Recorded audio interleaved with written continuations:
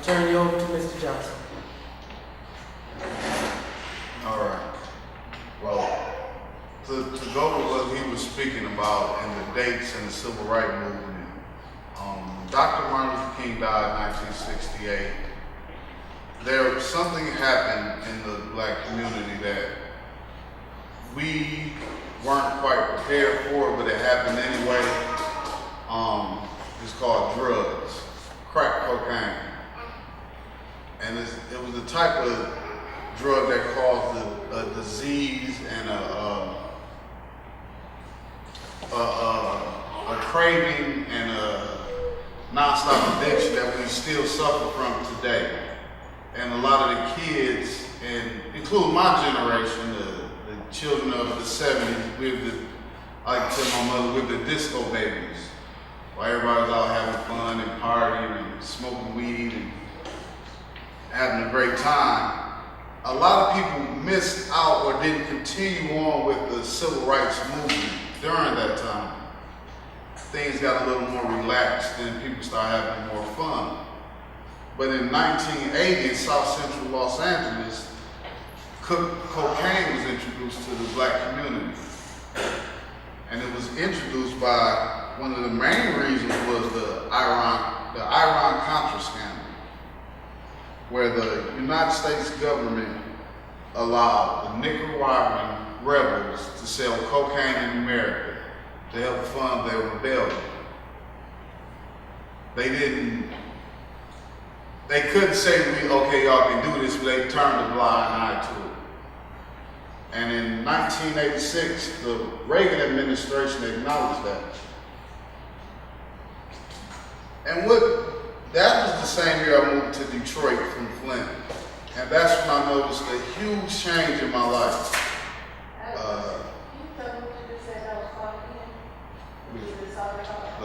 The Iran-Contra scandal. Okay. And when we moved to Detroit, it was a nice neighborhood, but 2 doors down from me was a guy we called Suge. He sold crack.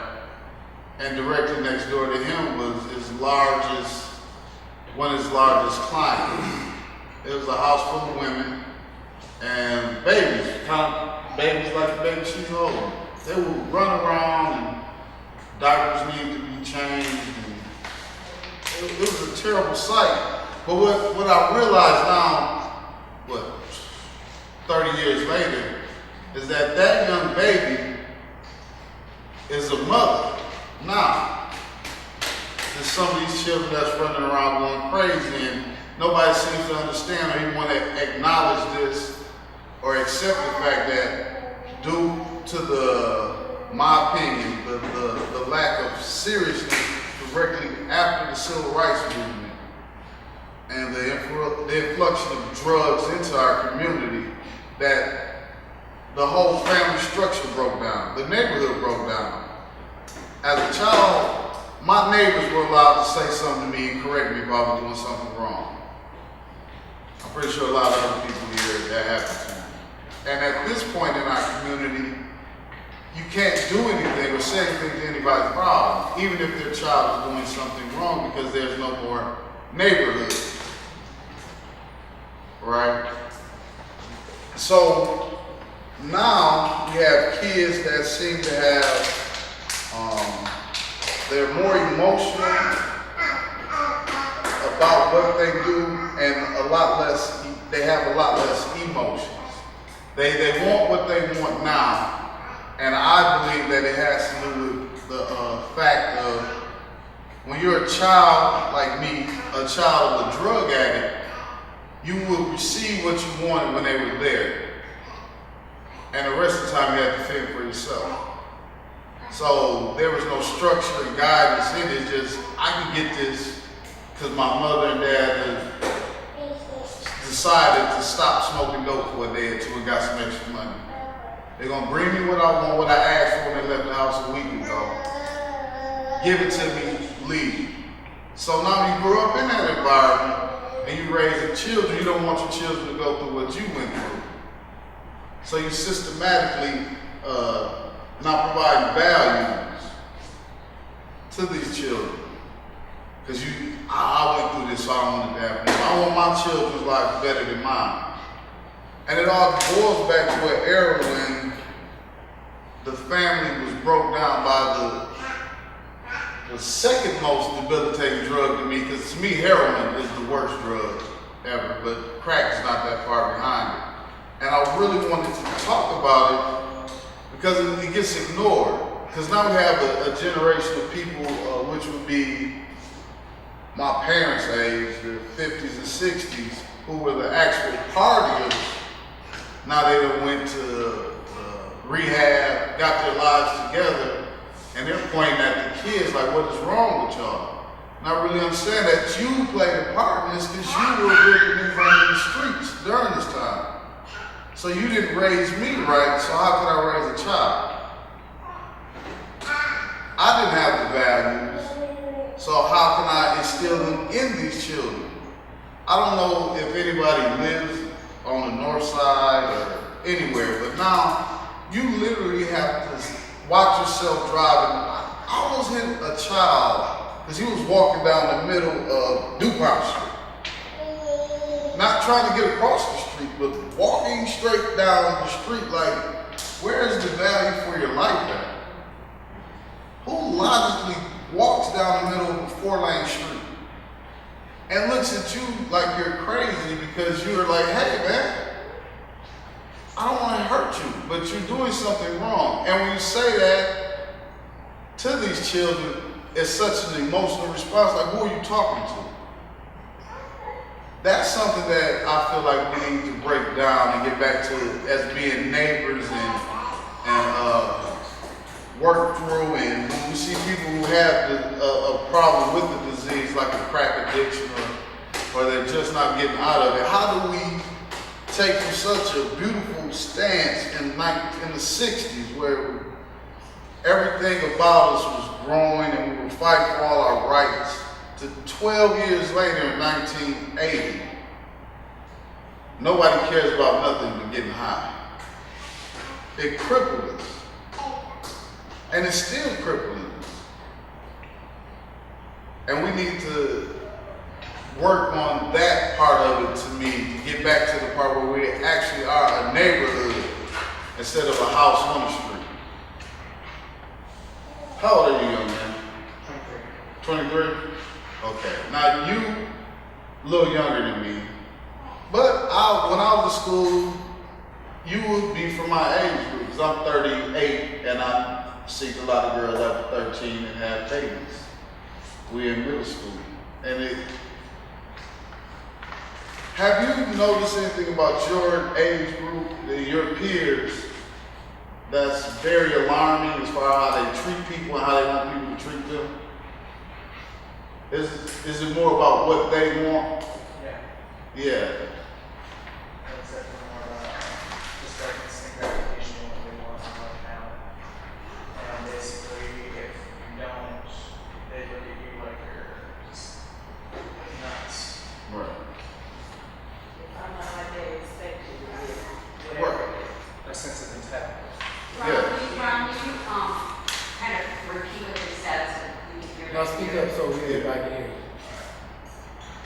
Just mentioning that there's a sense of entitlement that people my age feel like they get what they want, you get what they want, and if not, then you're wrong, or you're ruining their life, or some self-imposed crisis.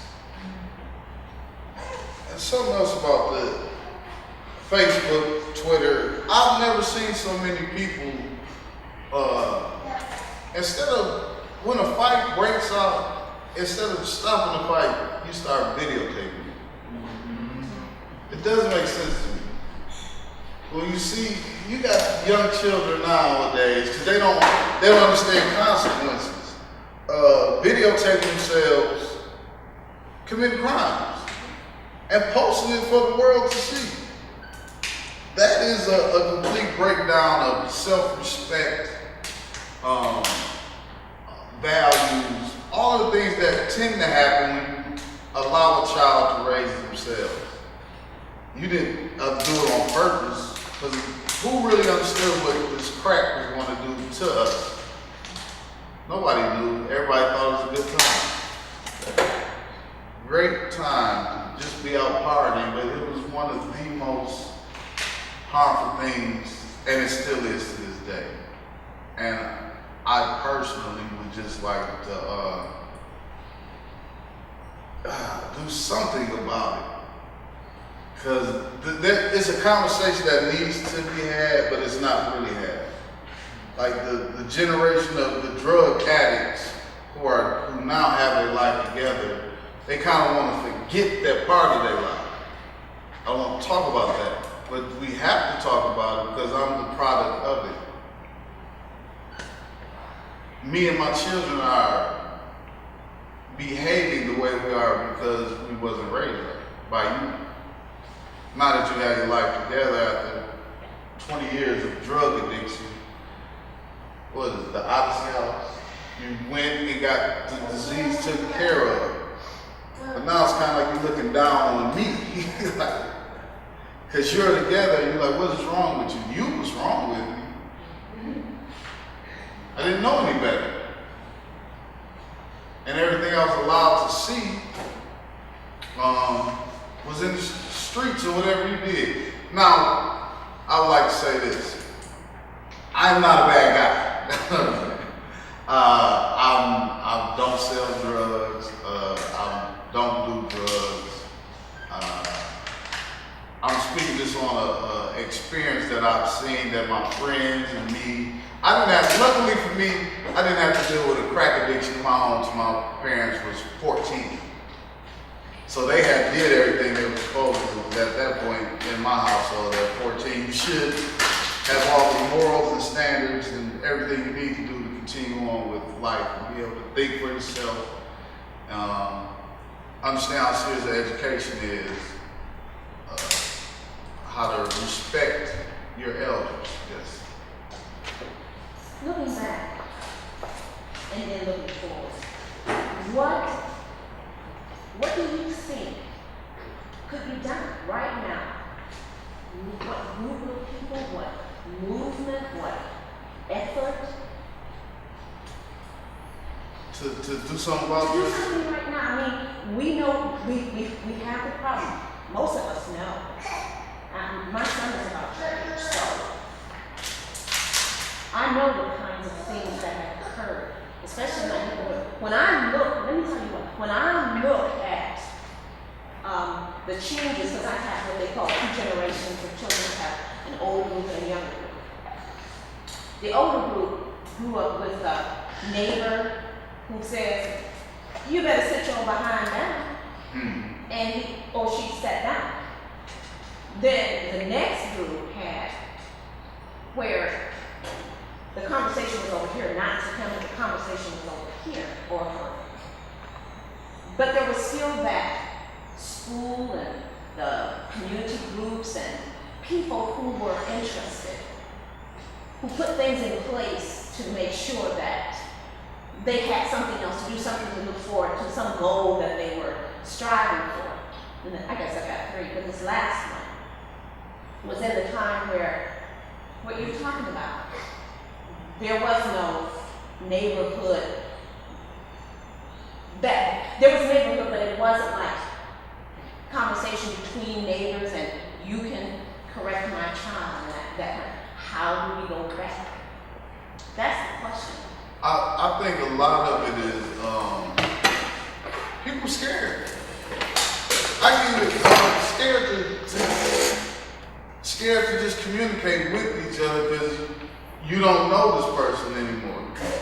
So you, instead of speaking to them like you would in the past, we have mental walls built up in our brains, and we keep those barriers in place for us to feel comfortable and safe.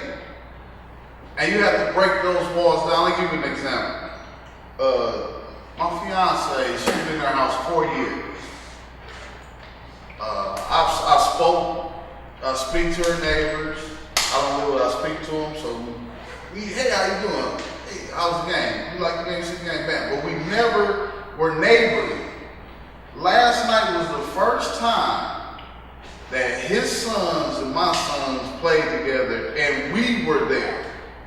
I might see him playing, but I might not be involved with him and what he's doing. I can see some kids playing, okay, I'm going in the house. But last night was the first time we literally just sat back and talked and were neighborly with each other. So what it sounds like is there needs to be a neutral space where people can come and get to know one another. No, the neutral space is, to me, is your street, your front yard. Yeah, but when you have people who, I heard it said that person over there does drugs. I have no clue.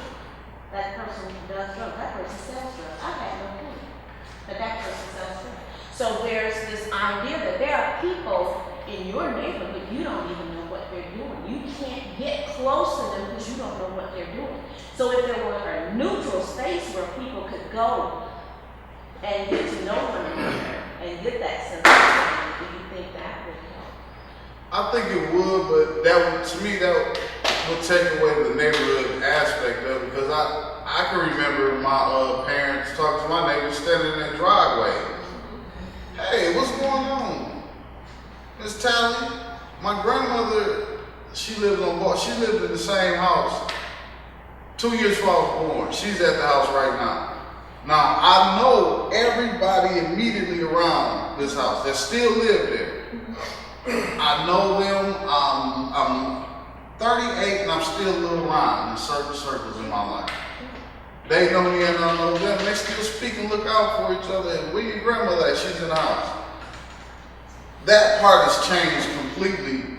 Some of it has to do with lack of homeowners. Because if you're renting, you're out of here after a year. And from what I heard, sometimes people leave in 6 months, so you don't get a chance to really do that. But I personally don't want to have Charles Manson stand next to me and don't stand next door to me and don't know, because I don't take the time to find out who is next door to me. When I say this neutral space, I'm saying this neutral space is in the neighborhood, whether it's a church or it's a community center, where people come to that space and do just like you're doing right now, talk about problems, get information, share, because it's still your neighbors. They're just in a neutral space where you can talk to them, get to know what they're thinking because they're coming. That's a great idea. What days we meet? My name is Chris Woodis, and I've operated and been in the substance abuse treatment and behavioral field since 1974. Operated programs and started programs literally all over the world. We started in New York. Specialty is basically neonatal abstinence syndrome.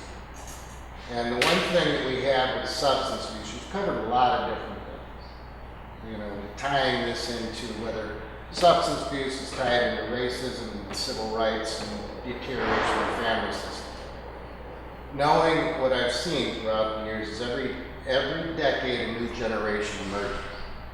And along with that, you're going to have different sorts of things that are cyclical. There's certain things that end up changing, from language to clothing to what's going on with this particular group, but a new generation emerges. And along with that, we see cycles from stimulants to depressants. This isn't the first opioid epidemic we've ever had. It's gone on for years and years. You can go back into the 30s and then the 40s. And there's no doubt that it's been proven in many cases is to deal with certain populations, people of color, is to submit, provide the different things. We still have the issues in terms of alcohol more available than food. We have tobacco, we have all those things. But you're getting to the point in terms of the deterioration of families is you have to also couple during those time periods when the crack epidemic hit. If you looked at the overall economic situation, factories are still going well. People had a little bit more cash. And typically during times of war or elsewhere, we're getting into opioids. Times of stimulants, you're going to be stimulating. And you're right, that medication, that crack epidemic that came through and the availability, it was devastating. And how we began to start impacting and treating. But there were other things that led to it. You hit it in terms of the same house for housing. You had an exodus of Caucasians that left and left everything else for the people of color that was in there. Lack of availability. We had the lack of ownership. Within that comes lack of trust, lack of understanding, and a breakdown of the system. So everything begins to impact. What I've seen through recovery is oftentimes taking responsibility for your own actions, what you can do initially to improve your life within your house. From that point, picking up that piece of paper that you walk by all the time, clean your own life. And then from there having an impact on somebody else, because there's certain things we have control over, there's other things that we don't, that we have to coalesce to try to address. And some of those are systematic, and we know those laws, access to services, availability. And what we're seeing right now with this particular opioid epidemic that hit, how much of that was really driven by overprescribing, and who that overprescribing was drawn to. And from there, what we're beginning to do now to try to change that. Here in our particular community, we had more people with Blue Cross credit cards than anywhere else. And believe me, the pharmaceuticals are far better than the medication that the heroin that was on the street. So those were there. Now we have an overabundance of people through the Accountable Care Act, which is good, is Medicaid. A lot more people signed up in our state. Still, you have availability of different medications. And we have to begin to start educating the physicians, which we are, on proper prescribing, properly treating, because at the same time, their reimbursement was being established off of, we want to have greater information in the healthcare system. We should have transparency. Who's a good doctor, who's not? Do they manage my pain? How many times you walk in to see a doctor's office and say, did they manage my pain? Grade it from 0 to 10. Well, I can manage your pain very well. I'll just give you the medication. But in turn, there's ramifications. So there are some things. Those that are coming out of treatment, those that have had an impact, and granted the children that we've had, and I'm sensitive to the relationship that you've shared with us, but at some point you become a man. And at some point you have to take responsibilities for your actions. And through there we can overdeal with what our families had, but what can you do differently? And because I think those are the things, if we begin with ourselves and what we're going to accept around us and what we're not, begin to start growing, we can handle it. But I've seen it just constantly going through. Right now it's the opioid cycle. This is going to switch. It usually lasts about 10 years. And the problem that we have is that we try to legislate morality. And what we do with the legislative morality, truth in sentencing, stricter laws, specifically for the drugs that are within the minority communities, so then we lose a whole population that's in prison. And we don't have the ability of being able to even have a family. So there's multiple issues there.